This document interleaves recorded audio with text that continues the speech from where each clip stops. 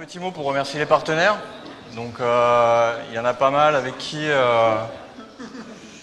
je travaille régulièrement. Donc, entre autres avec La Poste, Arcadin, Java Project, Sébastien Fournel, avec qui on collabore régulièrement.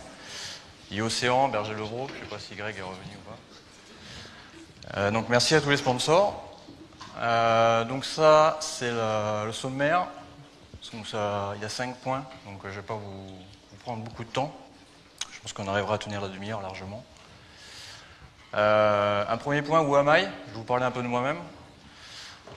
Donc je m'appelle Alexandre Michel, j'ai 37 ans aujourd'hui.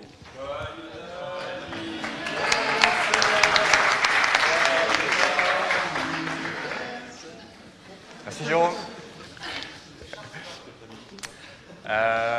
Je suis passé par la fac de Montpellier, par l'IUT informatique de Montpellier, il y a quelques années. Je travaille en société de service depuis 1998, donc Unilog, SQLI. J'ai travaillé chez Arcadin pendant 2 ans et je suis chez S2I actuellement.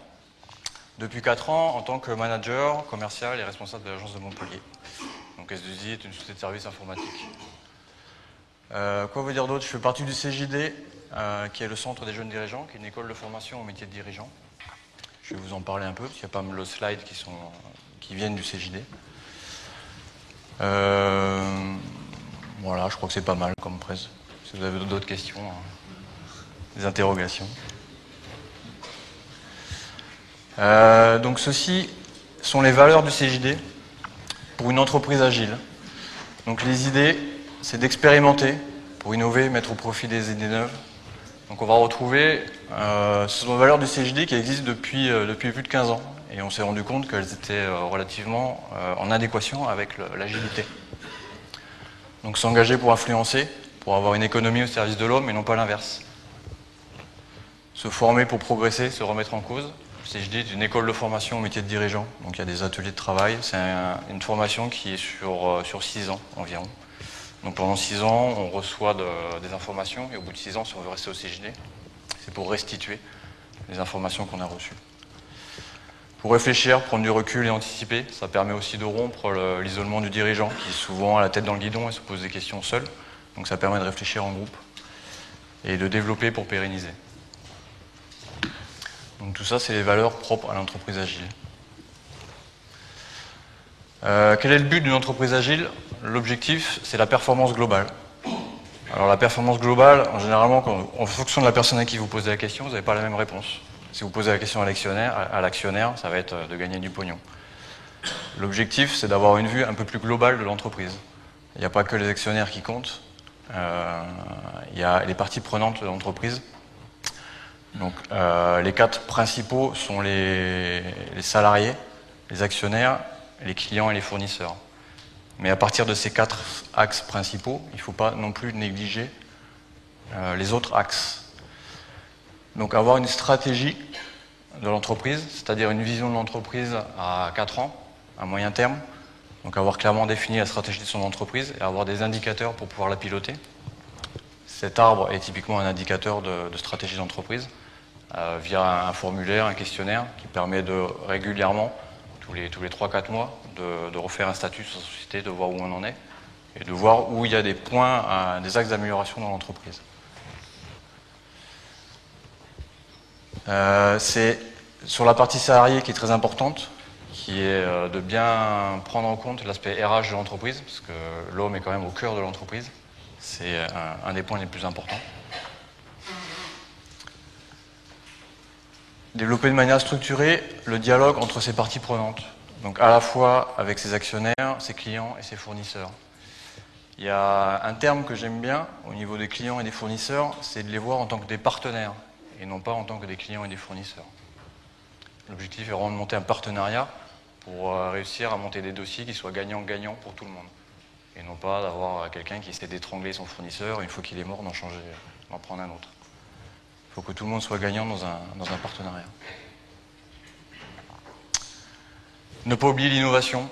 Quand on se fait piloter par les actionnaires qui demandent des résultats et de la rentabilité, on a tendance à mettre l'innovation de côté. Parce qu'on a vu déjà dans les précédentes présentations. Je vais enlever le chapeau, c'était juste l'ancrage visuel de Pablo. Il ne sert à rien ça. Mettre l'innovation au cœur de la stratégie. Pas au cœur de l'entreprise, mais au cœur de la stratégie. Ça veut dire qu'il faut vraiment que l'innovation soit partie prenante dans la stratégie. Toute entreprise a un impact environnemental.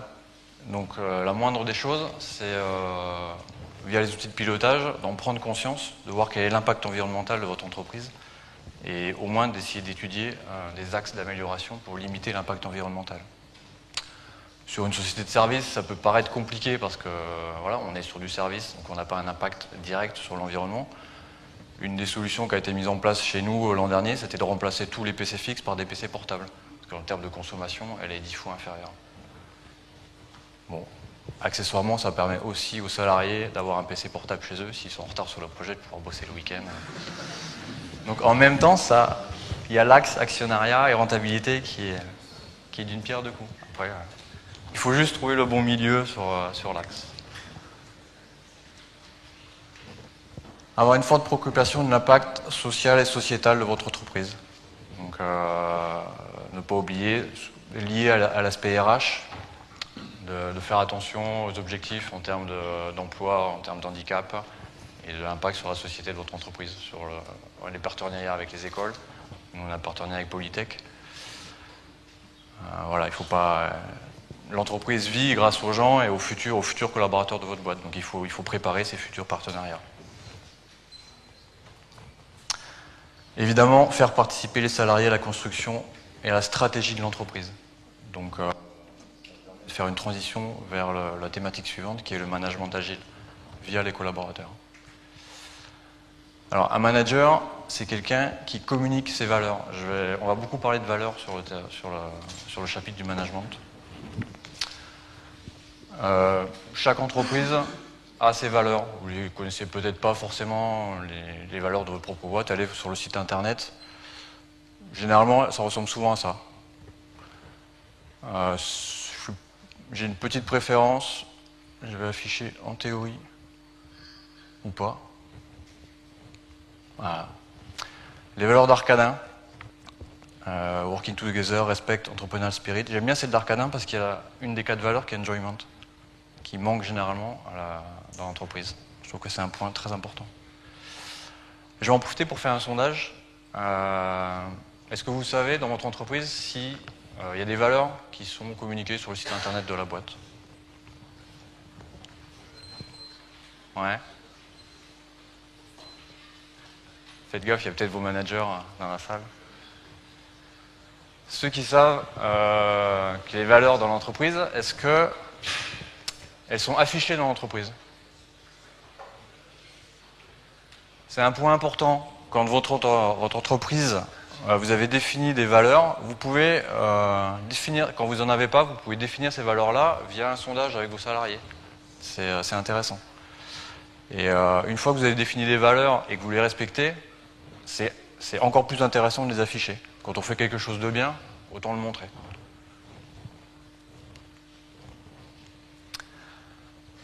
Sur le terme de manager, il y a un mot que je n'aime pas du tout, c'est la notion de supérieur hiérarchique.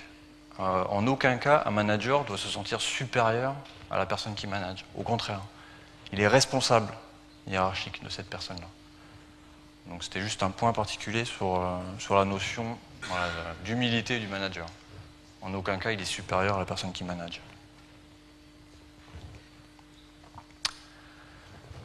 3 types de managers, le bon, la brute et le truand. On commence pas dans l'ordre, on commence par la brute. Petit schéma pour expliciter. Je ne sais pas si vous en avez déjà rencontré. Un chef, c'est lui-même. Une idée est la sienne. Vous pouvez essayer de communiquer avec lui. Vous pouvez essayer de communiquer avec lui. Vous n'allez pas y arriver. Un coupable, c'est l'autre. Pas de problème. Il ne se remet jamais en question. Les valeurs, bon, quand il les affiche, il les oublie facilement. Il éloigne le talent pour se sentir génial. Dirige à la baguette et à la braguette.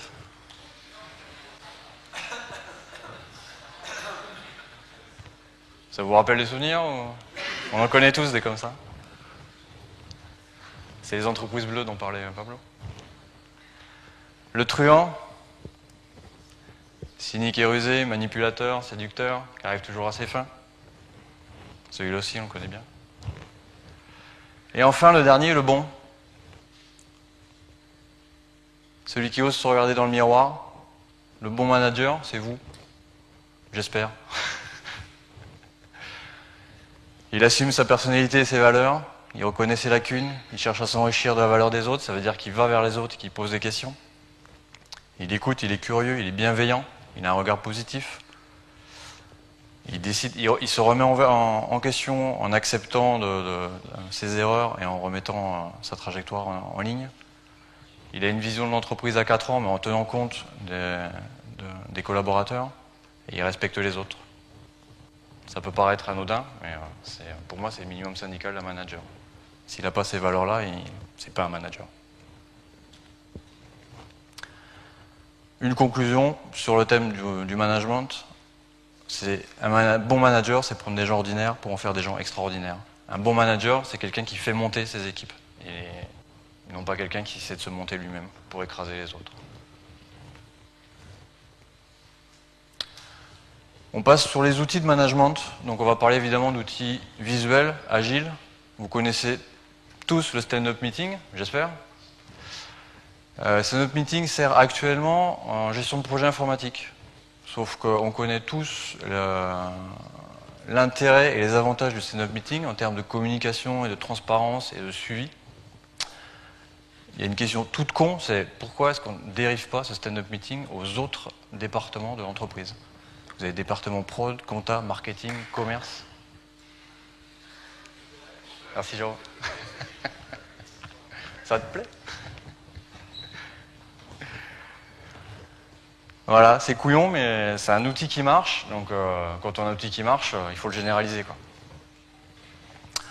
Le talk, dérivé du stand-up meeting, est un tableau qu'on affiche dans l'entreprise, dans lequel chaque salarié va une fois par jour noter un problème qu'il a rencontré, la cause probable et possible, telle qu'il l'a déterminée, et la façon dont il a contourné le problème. Et avec qui. Donc c'est pas comment il a solutionné le problème, c'est voilà, au quotidien, quel problème il a rencontré, comment il l'a contourné. Ça permet de formaliser les problèmes, de les formuler et de rechercher les causes, sans mettre en porte-à-faux le collaborateur qui a noté un problème, bien évidemment. Étudier les contre-mesures et les résoudre en équipe. C'est chaque collaborateur qui va noter une fois par jour un problème qu'il a rencontré. Et ça va être au manager de passer devant le tableau et de faire une analyse rapide, de lire une lecture diagonale du tableau, pour lui vérifier, contrôler que par hasard, si un problème qu'il a rencontré n'est pas lié à un problème d'organisation de l'entreprise. Et il n'y a que lui qui a ce recul-là suffisant pour faire le lien entre les deux, entre un problème terrain et un problème de stratégie d'entreprise. Et quand il va détecter une corrélation entre ces deux, il va aller voir le collaborateur et il va aller le questionner, l'interroger, le harceler, on va dire, pour essayer de comprendre exactement quel problème il a rencontré et comment il l'a contourné. Et du coup, comment lui va pouvoir définir sa stratégie pour trouver une solution à long terme sur ce problème-là. L'intérêt, il est évident, c'est qu'au niveau du collaborateur, il va se sentir impliqué dans l'entreprise, parce que c'est le manager qui va le voir directement pour lui poser une question en disant « Putain, merde, j'ai rencontré un problème quotidien ». Et voilà, il a pris 5 minutes de son temps pour venir voir, pour vraiment comprendre quel problème j'ai rencontré. C'est sympa. Je vais vous donner un exemple concret d'un outil Talk qui a été mis en place dans une entreprise d'un JD. Donc un JD, quelqu'un qui fait partie du CJD. C'est un outil qui est très utile sur tout ce qui est logistique et production. C'est un JD qui a une entreprise de tri de déchets. Donc vous avez un tapis roulant qui passe avec des déchets dessus, des caméras qui calculent qu'est-ce qui est sur le tapis roulant, et vous avez des compresseurs à haute pression qui vont trier les déchets et les mettre et les ranger correctement, soit sur des autres tapis roulants, soit dans des casiers. Et l'entreprise de ce JD-là vend ces appareils qui servent à trier les déchets. Il y a un collaborateur de la boîte qui assemble la chaîne de production, qui a récupéré un matériel en SAV sur une buse qui avait été livrée à un client et qui ne fonctionnait pas. Donc il y a eu un retour client, donc vous imaginez les coûts logistiques du SAV d'un retour client. Ils ont redémonté tout l'appareil et ils se sont rendus compte qu'il y avait un petit bout de plastique de coincé dans le petit trou de la buse qui sert à pulser l'air comprimé. Donc il a enlevé le bout de plastique, il a remonté la buse. Donc il a noté sur son talk aujourd'hui, problème rencontré, bout de plastique dans une buse, solution de contournement, bah voilà, j'ai démonté la buse, je l'ai enlevé, et voilà, c'est reparti chez le client. C'est arrivé une fois, deux fois, trois fois, le manager est passé devant, il a dit ça fait 3 retours SAV qu'on prend sur un bout de plastique coincé dans une buse. Il a essayé de comprendre pourquoi il y avait un bout de plastique coincé dans la buse. Il est remonté auprès de son fournisseur, qui livrait juste cette partie-là. Et après une analyse et une enquête, il s'est déplacé sur place en Inde. Il s'est rendu compte que son fournisseur il recevait la buse dans un sachet plastique et perçait le sachet plastique avec la buse. Et du coup, une fois sur deux, il y avait un petit bout de plastique qui se retrouvait coincé dedans, et du coup, toute la chaîne de production se retrouve en panne. Donc ils ont réussi à trouver ce problème-là, ils ont demandé à son fournisseur de couper avec un ciseau le sac plastique et non pas de percer. Donc le fournisseur lui dit ok, pas de problème. Vous connaissez parfois comment ça se passe, les collaborations avec certaines personnes, oui, pas de problème. Ça, le problème a continué à se reproduire une fois, deux fois, trois fois, troisième fois, changement de fournisseur. Donc il y a un collaborateur, voilà, un matin qui s'est pointé en disant voilà, j'ai un problème, j'ai un bout de plastique dans ma buse. 6 mois plus tard, le fournisseur a été changé. Donc le collaborateur s'est bien évidemment senti impliqué dans la stratégie de l'entreprise avec un simple outil graphique visuel de management agile. C'est un vrai cas, hein, c'est pas du bullshit. Le miroir. Le miroir est un outil intéressant pour avoir le feedback de vos collaborateurs. C'est facile à mettre en place lors de l'entretien annuel. Vous faites l'entretien annuel avec vos collabs, ça dure 1h30, 2 heures. À la fin de l'entretien annuel, une fois que c'est terminé, vous lui posez la question. Qu'est-ce que tu penses de ma façon de manager l'entreprise et ma façon de manager les équipes? Vous allez avoir un feedback très très intéressant. Généralement, c'est une question qu'on pose rarement aux collaborateurs, ou alors on va tomber sur des personnes introverties dont on parlait sur la session d'avant, qui n'osent pas forcément s'exprimer. Là, vous vous retrouvez en face à face avec lui, et vous lui posez la question, et vous êtes en écoute active face à lui. Donc il ressort énormément de choses intéressantes.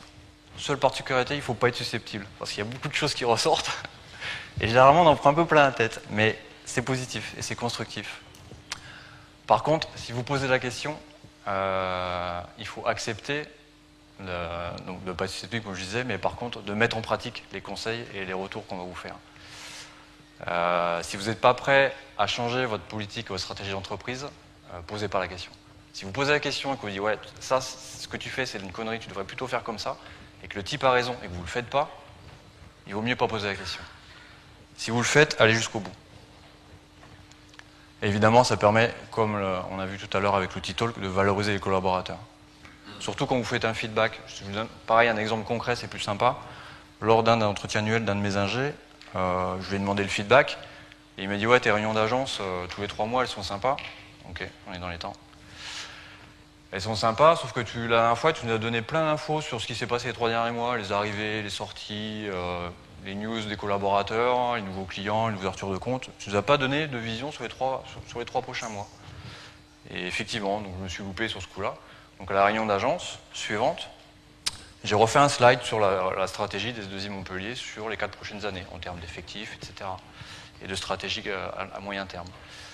Et quand j'ai présenté cette slide, j'ai expliqué que c'était suite à l'entretien annuel avec Fabrice, où à la fin, je lui ai demandé ce qu'il pensait de ma façon de manager, il manquait ce point-là, donc je vous en parle maintenant. Donc au niveau de la valorisation du collaborateur, on est pas mal. On connaît tous des jeux agiles. Si vous n'en connaissez pas, faites le tour, il y en a plein cet après-midi. Toujours pareil, comme le stand-up meeting tout à l'heure, qui est un super outil, et pourquoi s'en priver et pas généraliser au reste de l'entreprise. Les jeux agiles sont des super outils en termes de management. Vous faites des réunions d'agence tous les 3 mois comme chez moi, pendant la réunion d'agence, plutôt que de faire pendant 3 quarts d'heure 300 slides qui endorment tout le monde, faites une petite presse de 1 quart d'heure, présentez 3 chiffres, des news de collaborateurs, faites un jeu. Vous avez le Marshmallow Challenge qui est très sympa, artiste et spécifieur. Si vous tapez sur Google, vous demandez à Pablo, il va vous expliquer tout ça très bien. L'avantage, c'est que ça permet une excellente cohésion d'équipe, ça permet à tout le monde de communiquer, et surtout après, ça vous permet de faire un feedback des jeux agiles sur la plus-value des collaborateurs, sur l'intérêt du travail en équipe, le travail collaboratif. Sur le Marshmallow Challenge, le fait de se remettre en question, je ne sais pas si vous connaissez ces jeux-là, on apprend à la fin qu'un gamin maternel est plus fort qu'un ingénieur en termes de résultats opérationnels.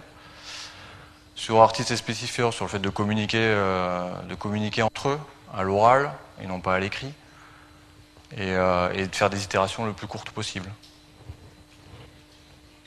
Donc ne vous privez pas des choses qui fonctionnent. Et qui coûtent pas cher en plus, un paquet de spaghettis, un chamallow. On arrive à la conclusion. On a tous les outils pour bien faire, pour faire une super entreprise. Donc oui, on peut. Le rôle du manager est de recevoir toutes les idées qui vont remonter des collaborateurs, les bonnes comme les mauvaises. Et ça va être à lui de déterminer, de faire le feedback aux collaborateurs, de dire oui, ce que tu m'as proposé là, c'est une bonne idée, je vais voir comment on peut le mettre en pratique. Attention, c'est à double tranchant, c'est aussi notre rôle à nous de dire quand l'idée n'est pas bonne, donc de le faire avec les formes, évidemment. Mais quand il y a une idée qui est soumise et qui n'est pas bonne, il faut lui expliquer.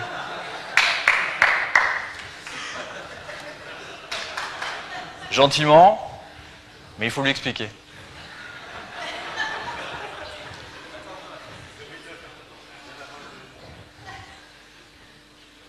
Elle te plaît celle-là? Plutôt que de faire des questions-réponses, on va faire un petit rôti.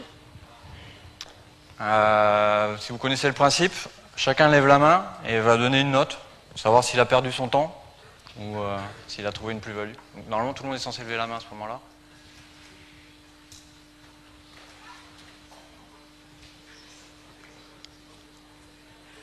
Les 5, baissez la main. Les 4, baissez la main. Les 3, baissez la main. Ah, Pablo, non, ne lui donne pas le... Allez, donne. Est-ce que l'entretien annuel, c'est pas trop peu souvent, un an? Formaliser, oui, c'est trop peu souvent. Après, les collaborateurs, tu les vois, voilà, quand ils ont quelque chose à dire et quand tu es un bon manager et quand tu sais que ta porte est toujours ouverte, le collaborateur qui a quelque chose à dire, il n'a pas besoin d'attendre un an pour venir te voir et s'il a quelque chose à dire et inversement. Par contre, le fait qu'il soit formalisé et structuré une fois par an, ça c'est important. Parce que si tu pars du principe que tu es agile et que tu n'as pas besoin d'entretien annuel parce que tu échanges tout quotidiennement avec tes collabs, tu vas perdre l'intérêt et la structure de l'entretien annuel à condition qu'il soit bien formalisé. C'est-à-dire que tu as un document de 4-5 pages que tu fournis à ton collaborateur 10 jours à l'avance, qu'il puisse le préparer, qu'il puisse se poser, réfléchir et arriver à l'entretien annuel avec des questions et des axes d'amélioration sur ton entreprise. Donc non, une fois par an, de façon formalisée, je trouve ça bien. Et par contre après, c'est open bar. Je crois que j'ai fini.